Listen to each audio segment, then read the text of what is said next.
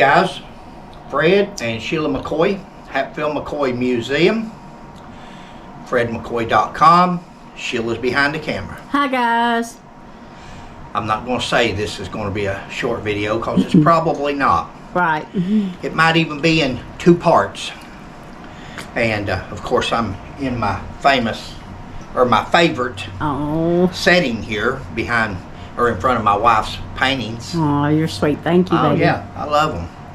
And they're not for sale. We had somebody already had one email wanting to buy them where we posted them on a video already. And no, these are like everything else we got. We get ready to sell stuff all the time, and the family especially with the museum stuff, and then it starts hitting everybody, and they change their mind, or we change our mind. And again, our part of the museum is our grandchildren's.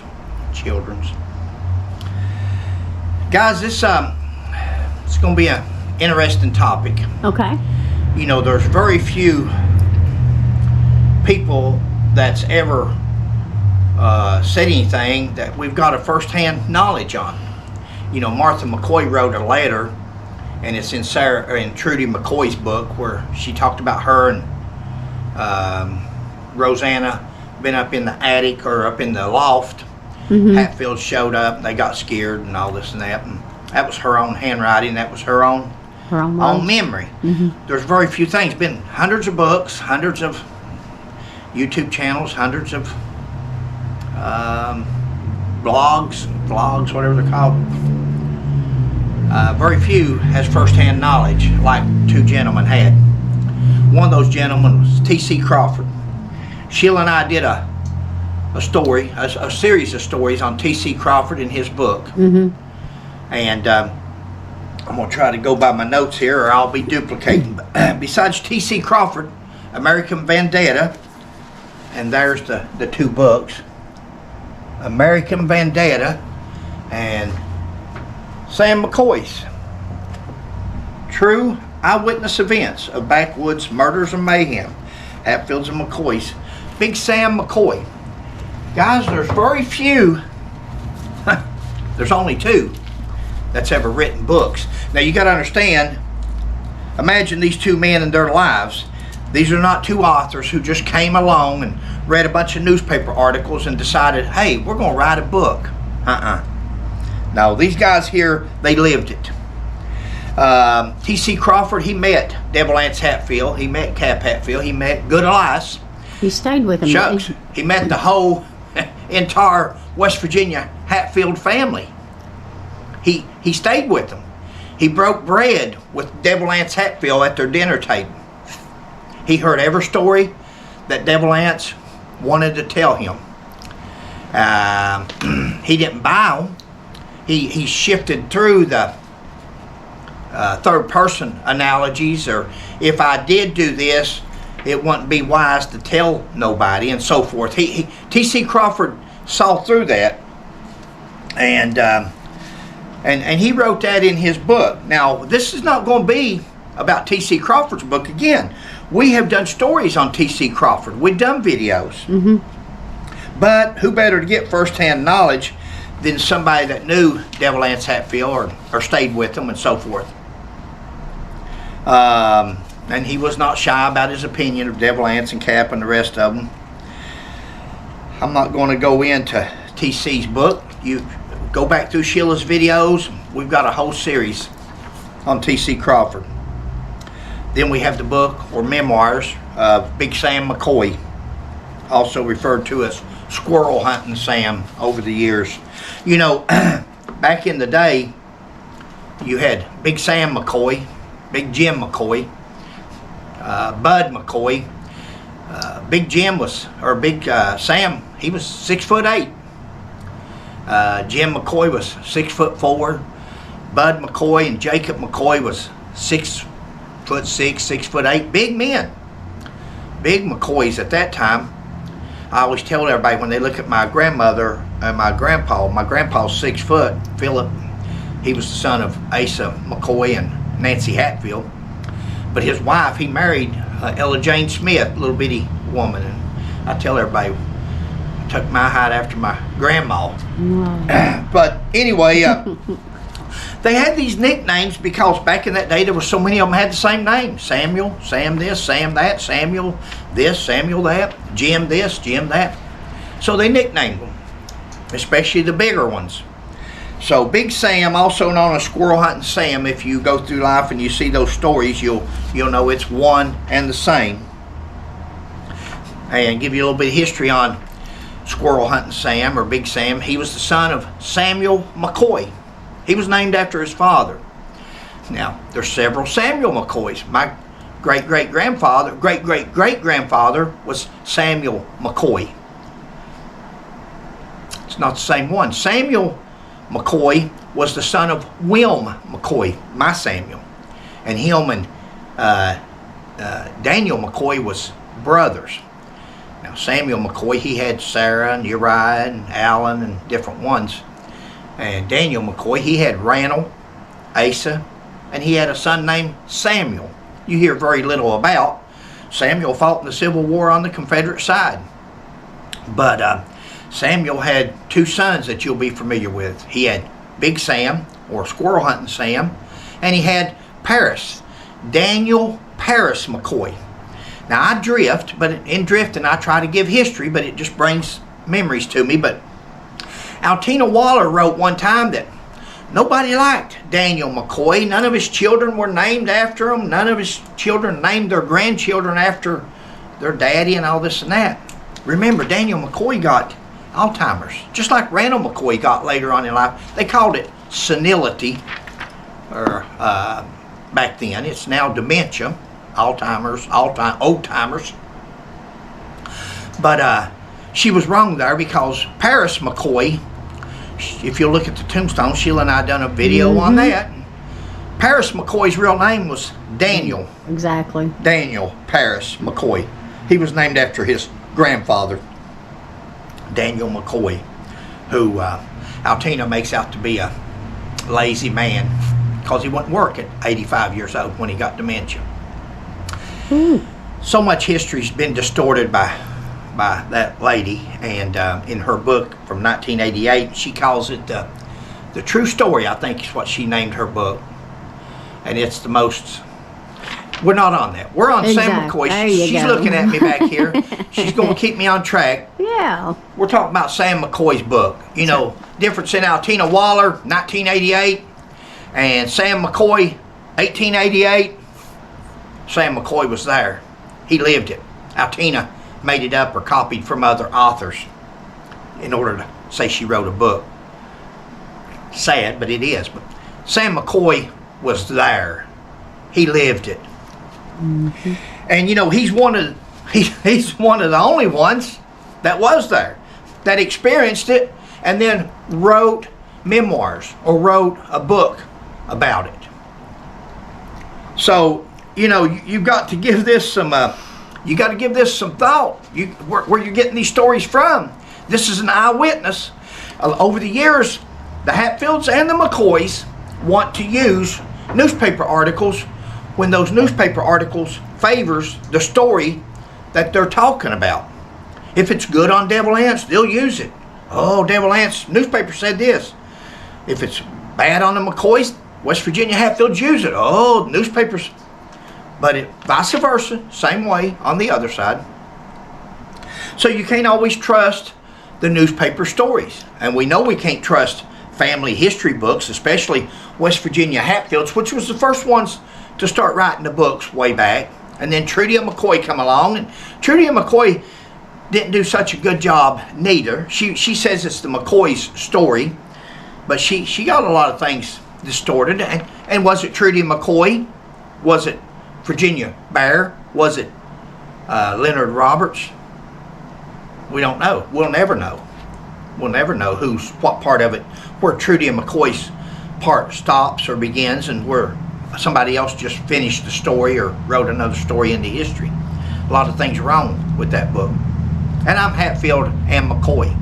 So I don't only put down the West Virginia Hatfield books or their side of the story or what they wrote.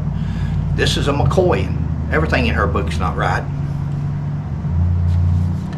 So Sam McCoy, of course, was Samuel McCoy was Daniel's son, and then Big Sam was Samuel's son.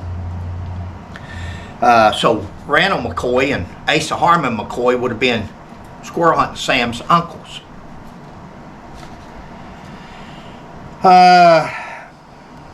Sam was present with his uncle and his cousins and law enforcement over on West Virginia side when they went to serve warrants after the cabin massacre. I'm going to go through this slow, guys. If you're in a hurry, may not be the video for you.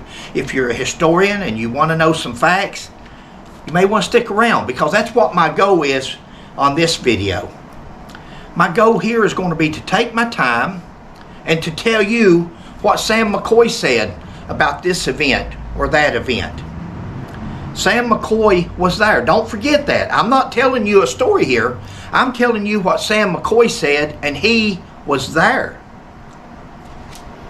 He was there when they went to arrest the 9 members of the Hatfield gang, when they arrested the 9. The Hatfield gang, he was there in the shootout with Jim Vance. He was there. This is an eyewitness.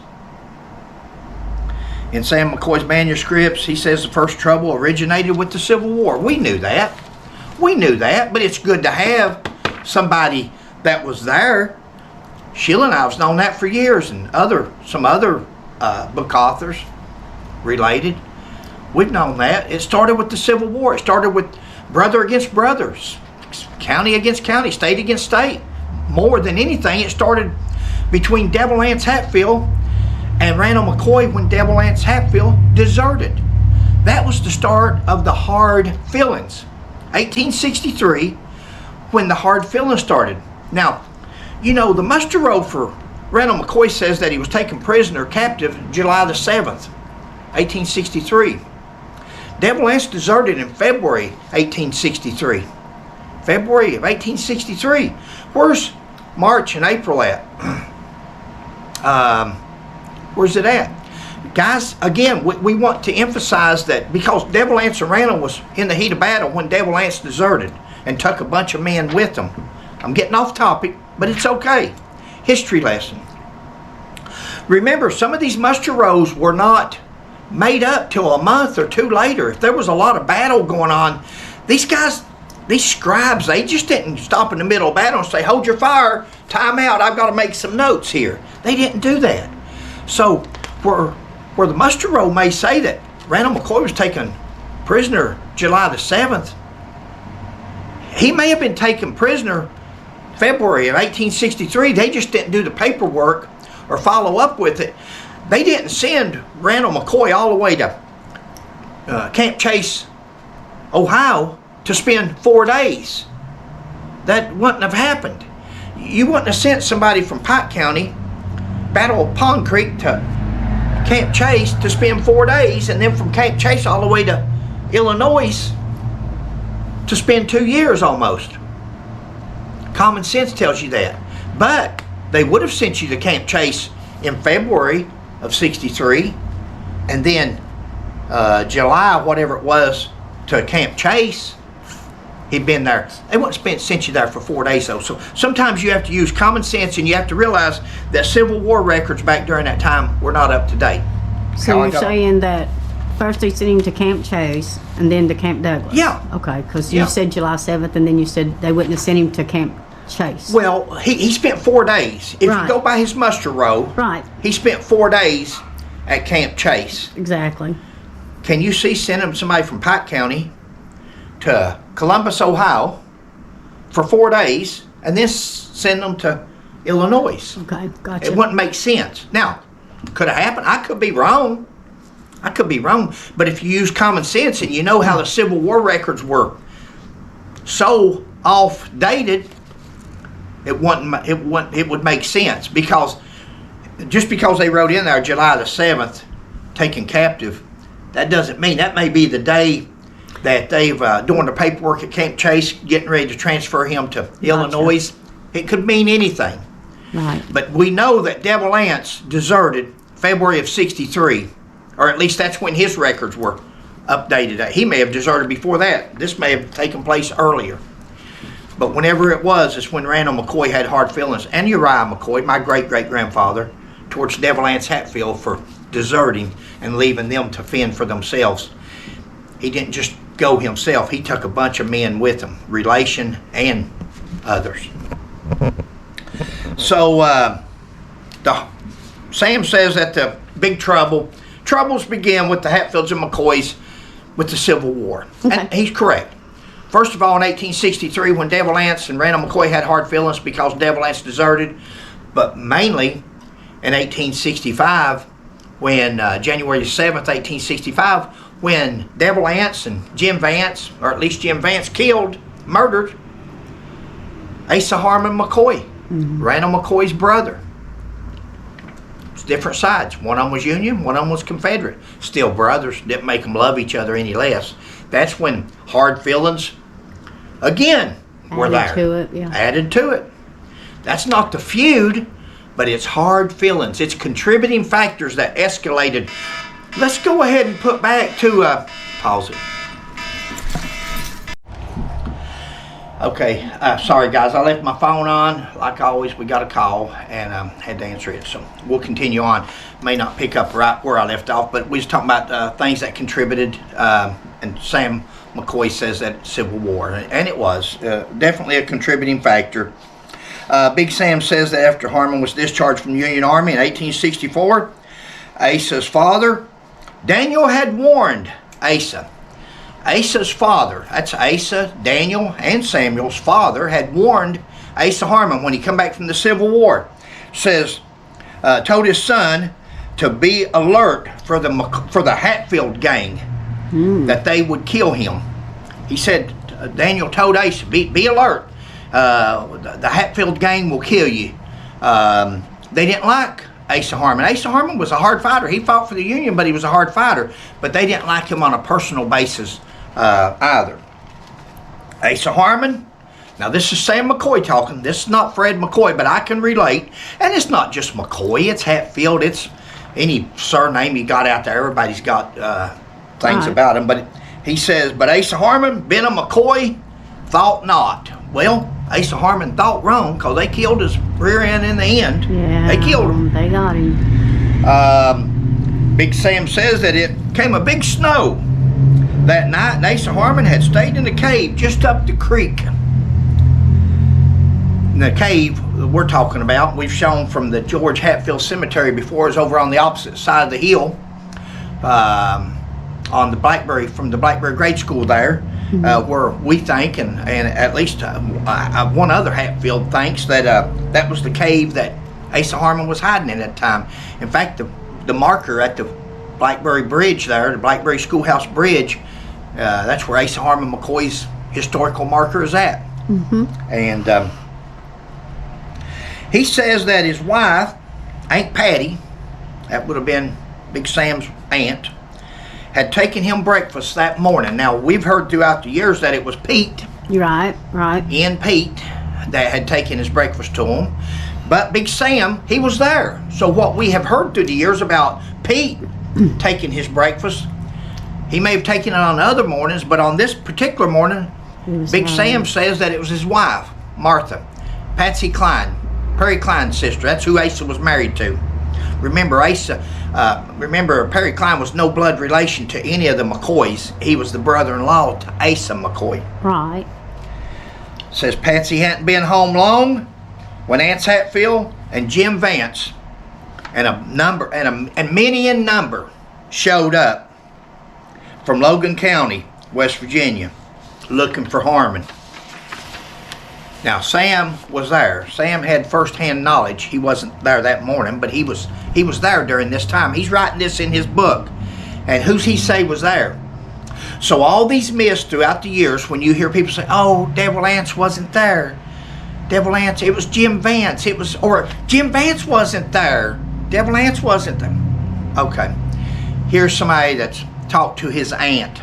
After Harmon was killed, he talked to his aunt. All the McCoys went to. You know how, well, you don't know how probably if you're not from that area. Back in the old days back home, even when I was growing up, it's different now. Nowadays people get cremated, people does all kinds of things. But back in that day, a funeral back in the mountains was a big thing, right, Sheila? Yes, it was. A funeral back in the old days was a big thing. That was a way to show your respect, your love, your camaraderie with other family members, and not only Support, family members, Support. your support for other families in the community. Even if you wasn't a member of that family, you showed your respects and your sorrowness for that family. And they would set up, they would have the deceased there, and they would set up for days and days and so forth. See, it's different with Asa Harmon, because Asa Harmon was killed in, I'm drifting, but let's discuss it. Okay. December the 7th of 65, he was killed. Big snow on the ground. They followed the footprints through the snow to see where she had just came from up in the hills. Well, she had just taken her husband's breakfast to him. You're going to hear this story, something similar to this later on, towards the end of these videos. It's interesting. You're going to find it very interesting. It snowed, big snow, and they followed footprints. Now, guys, back then, you're in the Civil War is still going on as far as that. Now, remember, Asa Harmon was a civilian. He had been discharged. He was home with a bullet in him where he'd been injured. Where's Asa Harmon buried? Nobody knows. Nobody knows. See, there's a story. Sam tells the story. Instead of killed in the cave, he says Asa Harmon saw them coming with his bad leg, trying to get away, hobbled up towards the top of the hill. He tried to get away, hobbled as far as he could, till Devil Anse and Jim Vance told him, said, "We're not going to hurt you." And he sat down on a log. They called up to him and shot and killed him. It's different from the stories we've heard through life. It's different from the evidence that Sheila and I, along with the Hatfield person, evidence that we collected at the cave that proves otherwise, or it says otherwise, or it could not have no relation to that. But we found physical evidence that would tend to disagree with that. That don't. But okay, she's giving me the code for. We're gonna stop these videos at 20 minutes, somewhere around the 20 minutes, guys. We're not even to the meat and potatoes of this story yet of Sam McCoy and Jim Vance. That's where I'm leading to. He was there when Jim Vance was killed. History you've never heard before. So you may want to tune in to part 2. Yep, stay tuned. And the way we're going, there's probably going to be a part 3. But I'm not going to be in no hurry on these videos and on history lessons when we're doing it like this. Okay, so we'll see you in part 2. Please like, subscribe, and share. And we'll catch you on the next one. Bye.